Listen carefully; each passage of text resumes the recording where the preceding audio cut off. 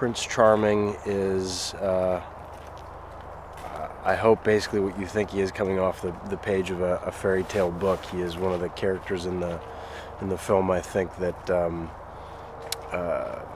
is supposed to seem exactly like what you would expect Prince Charming to be. And for Cinderella, he poses this great opportunity of becoming, for her, a part of this fairy tale life that she thinks that she wants. And it only takes her, it takes her the length of the movie to figure out that maybe this life and this man isn't exactly what she wants. And I think that's how I play into the story.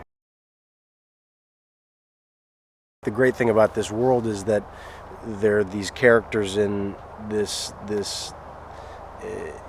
fairy tale land, like the baker, like the baker's wife, that are these real, fully formed people that have to find their way in this world. They go into the woods, into the world, and they have to figure out how to be and how to deal with their emotions, their selfishness, their wants, their needs, their disappointments, everything that it means to be a human, and they have to carry on.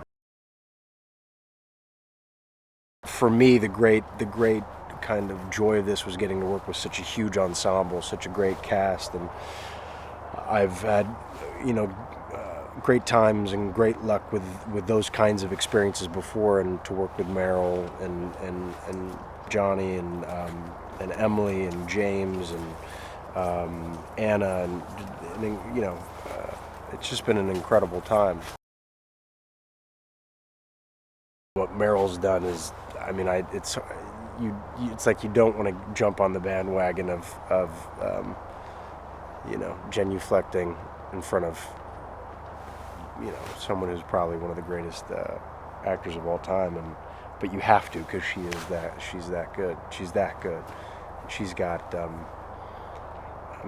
she's got some songs in this that'll tear people apart. And her stuff is beautiful too, because even though she portrays the witch, who classically is this kind of mean, cold character, the material that Stephen has given her in the music and what she's bringing to it's really all about a mother learning how to let go of her children, and it's just beautiful. What a real precise artist Stephen Sondheim is, and how he uses music with words so delicately and so precisely in a way that I never knew and wouldn't have known if I didn't have this opportunity. And he takes all of these fairy tales and creates this amalgam of all these different worlds. And fairy tales are allegories, or they're things that we encounter in childhood. He presents that to us in the beginning, and as it goes on, it gets deeper and darker and more complicated. And it is, in many ways, the journey of this film is like growing up. And for all the children in this film, what they learn essentially is how troubling, how mean, how vicious, how wonderful, how beautiful, how spectacular life can be in all of its myriad forms and manifestations. Clearly, because he comes from a musical theater background, he comes from a background in theater, and he's spent time on Broadway in New York. His partner John similarly brings a great wealth of knowledge to this kind of material. And I think if there's one person that knows how to bridge that gap between stage and screen and musical theater and screen musicals, it's Rob. And he's been great for me, because especially with a character like Prince Charming, because I find him so funny and so kind of broad at times, because he almost doesn't know how ridiculous he is.